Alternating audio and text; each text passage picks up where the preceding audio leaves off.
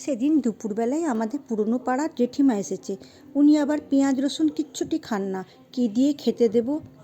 এদিকে খাবার টাইমও হয়ে এসছে। ঝুড়িতে দেখলাম দুটো ফুলকপি উকি দিচ্ছে, তাদেরকেই ছোট ছোট টুকরো করে কেটে নিলাম। টুকরো ফুলকপি ঝুড়িতে নিয়ে পোকামাকড় না থাকে তার জন্য ভালো করে ধুয়ে নিলাম।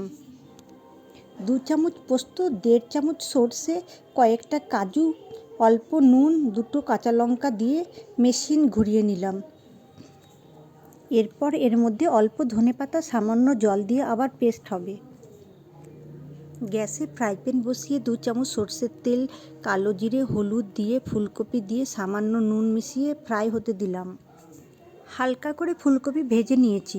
খেয়াল রাখতে হবে ফুলকপি যেন ভেঙে না যায়। টিফিনে সর্ষের পেস্ট নিয়ে অল্প হলুদ, লঙ্কা গুঁড়ো, নুন মিশিয়ে ফুলকপিকে মাখিয়ে দিলাম। দেখে যেন মনে হয় ফুলকপি প্যাক মেখেছে।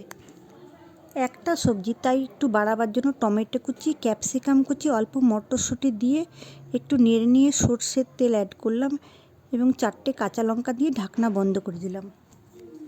গ্যাসে কড়াই বসিয়ে সামান্য জল দিয়ে টিফিন বসালাম। টিফিনের নিচে জল থাকে, মনে রাখতে হবে।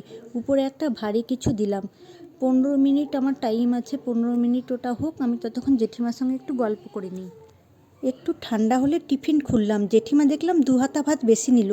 যাওয়ার সময় বলে গেল রান্নাটা শিখিয়ে দিস, তাই আমি এই রান্নাটা জেঠিমার উদ্দেশ্যে ছাড়লাম।